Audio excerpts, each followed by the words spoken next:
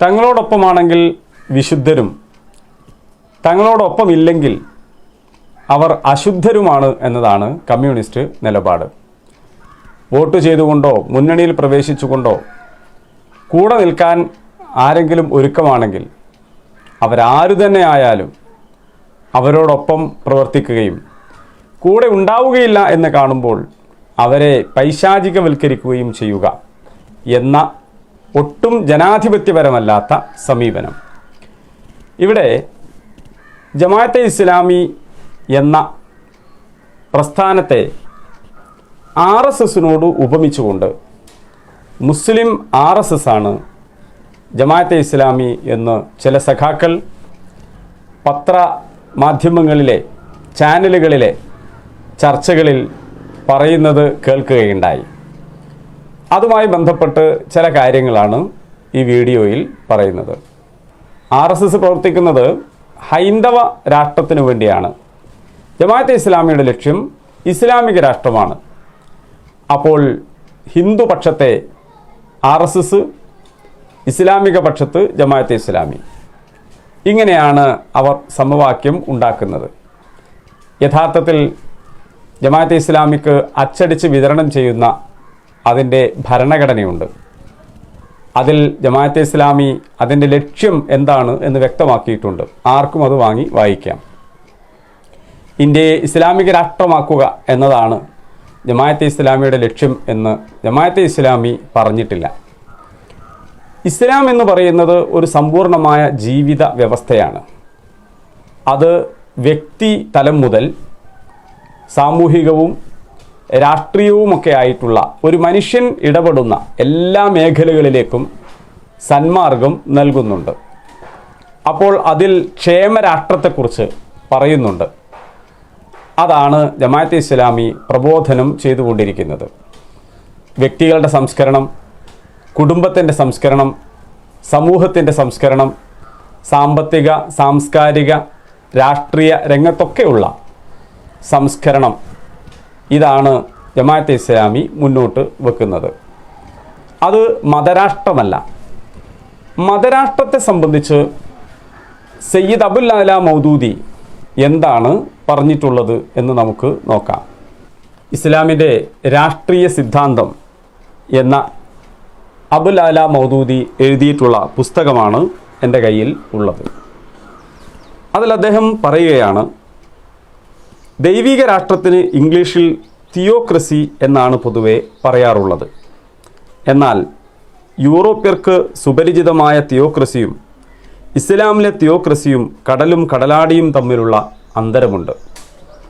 ദൈവത്തിൻ്റെ പേരിൽ ഒരു പ്രത്യേക മതവർഗം അഥവാ പുരോഹിത വർഗം തങ്ങളുടെ സ്വയംകൃത നിയമങ്ങൾ നടപ്പാക്കുകയും അങ്ങനെ ഫലത്തിൽ സ്വന്തം ദൈവത്വം ബഹുജനങ്ങളുടെ മേൽ അടിച്ചേൽപ്പിക്കുകയും ചെയ്യുന്ന ഒരു തിയോക്രസിയെ യൂറോപ്പിന് പരിചയമുള്ളൂ.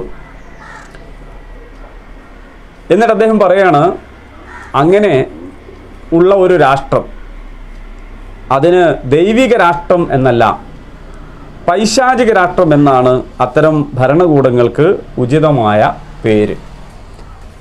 അഥവാ ഒരു കൂട്ടർ അവർ വിശ്വസിക്കുന്ന ദൈവത്തെയോ അവർ വിശ്വസിക്കുന്ന മതത്തെയോ മറ്റുള്ളവരുടെ മേൽ അടിച്ചേൽപ്പിച്ചുകൊണ്ട് തന്നിഷ്ടപ്രകാരം മറ്റുള്ളവർക്ക് അവസരങ്ങൾ നൽകാതെ ഉള്ള രാഷ്ട്രം, അത് ദൈവീക രാഷ്ട്രമല്ല പൈശാചിക രാഷ്ട്രമാകുന്നു എന്നാണ് സയ്യിദ് മൗദൂദി പറഞ്ഞിട്ടുള്ളത്. ഇതാണ് മതരാഷ്ട്രത്തെ സംബന്ധിച്ച് മൗദൂദിയുടെ കാഴ്ചപ്പാട്. ഇത് തന്നെയാണോ RSSൻ്റെ കാഴ്ചപ്പാട്?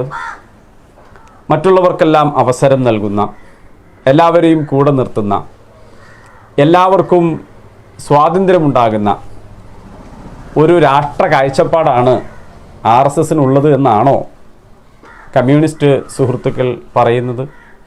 ചില സന്ദർഭങ്ങളിൽ ആവേശം വർദ്ധിച്ചിട്ട് ഗോൾവാൾക്കർ, മൗദൂദി ഇവർ രണ്ടും ഒരുപോലെയാണ്.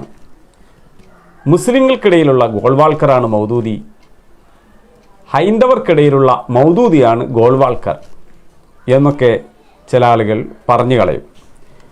എന്താണ് ഗോൾവാൾക്കർ പറഞ്ഞിട്ടുള്ളത്?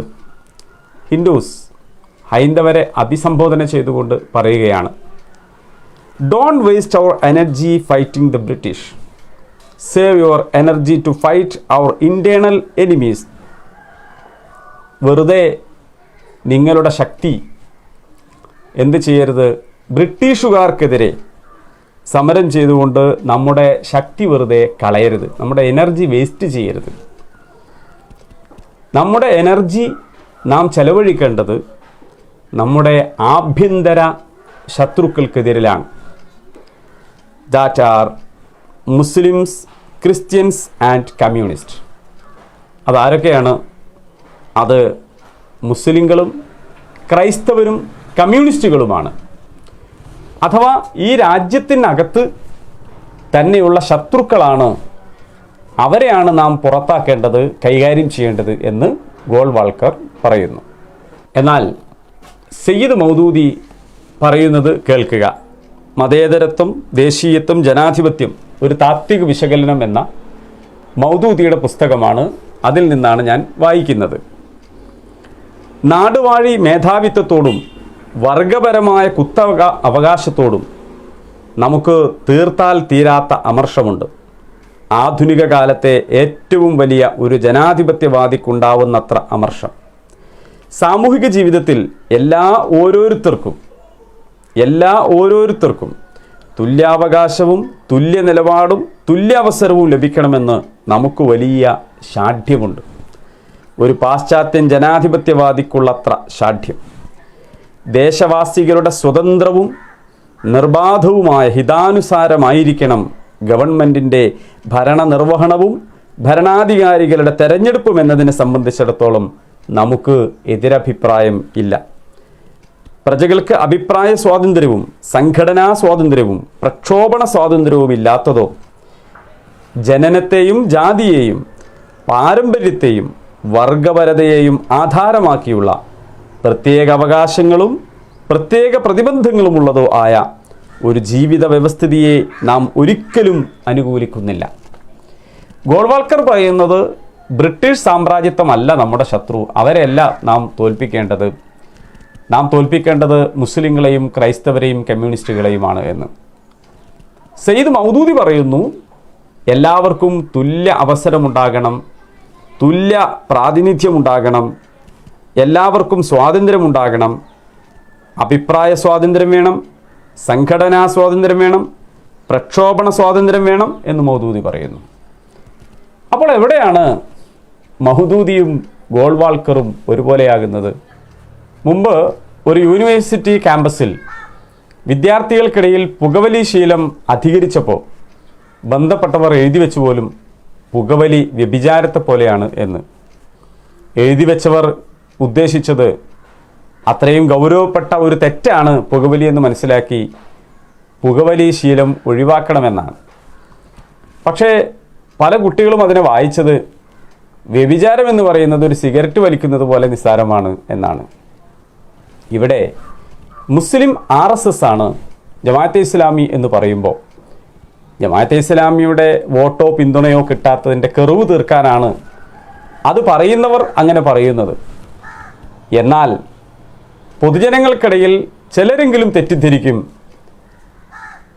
തങ്ങളുടെ ഇടയിൽ ജനസേവന പ്രവർത്തനങ്ങൾ നടത്തുകയും ജീവിതത്തിൽ ധാർമ്മികതയും മൂല്യവും കാത്തുസൂക്ഷിക്കുകയും ചെയ്യുന്ന സൗഹാർദ്ദത്തിൻ്റെയും സമാധാനത്തിൻ്റെയും വക്താക്കളായിട്ടുള്ള, നാളിതുവരെ യാതൊരു കലാപത്തിലോ വർഗീയ സംഘർഷങ്ങളിലോ വർഗീയ ചേരുവതിരിവുണ്ടാക്കുന്ന വർത്തമാനങ്ങളിൽ പോലുമോ പങ്കെടുത്തിട്ടില്ലാത്ത തങ്ങളുടെ അയൽവാസികളും സുഹൃത്തുക്കളുമൊക്കെ ആയ ജമാഅത്തെ ഇസ്ലാമിക്കാരെ പോലെയേ ഉള്ളൂ ഈ രാജ്യത്തെ വംശീയ അതിക്രമണങ്ങൾക്ക് നേതൃത്വം നൽകിയിട്ടുള്ള ഏറ്റവും വലിയ ഭീകര പ്രസ്ഥാനമായ RSS എന്ന് തിരിച്ചു വായിക്കാനാണ് അത് ഉതകുക.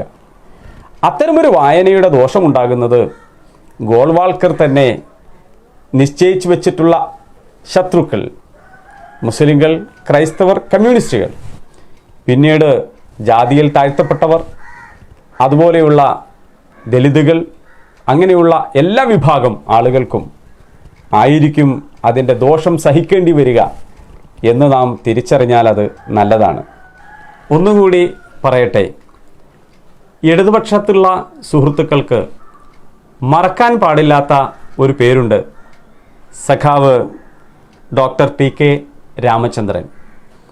അദ്ദേഹം എഡിറ്റ് ചെയ്തിട്ടുള്ള ഒരു പുസ്തകമാണ് മതവും മൂലധനവും പകുത്തെടുക്കുന്നത് എന്ന പുസ്തകം. മതവും മൂലധനവും പകുത്തെടുക്കുന്നത് എന്ന പുസ്തകത്തിൻ്റെ 11-ാമത്തെ പേജിൽ അദ്ദേഹം എഴുതുകയാണ്, മാർക്സിസ്റ്റുകളെ സംബന്ധിച്ചിടത്തോളം ഫാഷിസം, തീവ്രവാദം തുടങ്ങിയ പരികൽപ്പനകൾ വെറും ശകാരവാക്കുകളല്ല, യാഥാർത്ഥ്യത്തെ വിശകലനാത്മകമായി മനസ്സിലാക്കാൻ സഹായിക്കുന്ന സംവർഗങ്ങളാണ്. എന്നാൽ സാമാന്യബോധത്തിൻ്റെ അലസയുക്തി പലപ്പോഴും ഈ വസ്തുത കാണാതെ പോകുന്നു.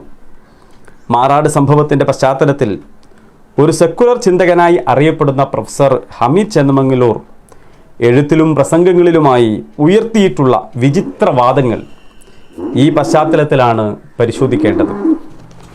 അന്ന് ഹമീദ് ചെന്നമംഗലൂർ ഉയർത്തിയ വിചിത്രവാദങ്ങൾ എന്താണ് എന്ന് ഇവിടെ TK വിശദീകരിക്കുന്നുണ്ട്. പക്ഷേ ആ വിചിത്രവാദങ്ങൾ ഇപ്പോൾ ഏറ്റെടുത്തിട്ടുള്ളത് കമ്മ്യൂണിസ്റ്റ് വക്താക്കളാണ് എന്ന് മാത്രം. അദ്ദേഹം പറയാണ്, ഫാസിസം സമം തീവ്രവാദം തുടങ്ങിയ അതിലളിതമായ സമവാക്യങ്ങളുടെ പിൻബലത്തിൽ അദ്ദേഹം അവതരിപ്പിക്കുന്ന മൃദു ഹിന്ദുത്വ സമീപനങ്ങൾ നിശ്ചിതമായി തന്നെ വിമർശിക്കപ്പെടേണ്ടതാണ്. തീവ്രവാദത്തെ വെള്ളപൂശാൻ ശ്രമിക്കുന്ന പ്രത്യയശാസ്ത്രകാരന്മാർ അലങ്കാര ജടിലമായ ഭാഷയിലൂടെ ഇത് സാധിച്ചെടുക്കാൻ ശ്രമിക്കുമ്പോൾ ഹമീദ് അതിയുക്തിയുടെ ഭാഷയിലാണ് സംസാരിക്കുന്നത്. ഇനി സഖാക്കൾ വളരെ സൂക്ഷ്മതയോടുകൂടി ശ്രദ്ധിക്കുക. അദ്ദേഹം പറയാണ്, RSS സമം ജമാഅത്തെ ഇസ്ലാമി തുടങ്ങിയ അദ്ദേഹത്തിൻ്റെ വാദങ്ങളുടെ യുക്തിഭദ്രതയെപ്പറ്റി ആലോചിക്കുമ്പോൾ പെട്ടെന്ന് മനസ്സിൽ വരുന്നത് ബ്രഹ്ത് പറയാറുള്ള ഒരു തമാശയാണ്.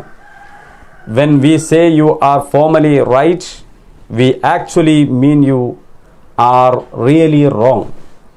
ഔപചാരികമായ അർത്ഥത്തിൽ നിങ്ങൾ പറയുന്നത് ശരിയാണ് എന്ന് നാം പറയുമ്പോൾ വാസ്തവത്തിൽ നിങ്ങൾ പറയുന്നത് തെറ്റാണ് എന്നാണ് നാം അർത്ഥമാക്കുന്നത്. തൽക്കാലം ഇവിടെ അവസാനിപ്പിക്കുകയാണ്. വീണ്ടും വ്യാജാരോപണങ്ങളുമായി രംഗപ്രവേശം ചെയ്യുകയാണെങ്കിൽ കൂടുതൽ വിശദമായിട്ടുള്ള ചില കാര്യങ്ങളുമായി നമുക്ക് കാണേണ്ടി വരും.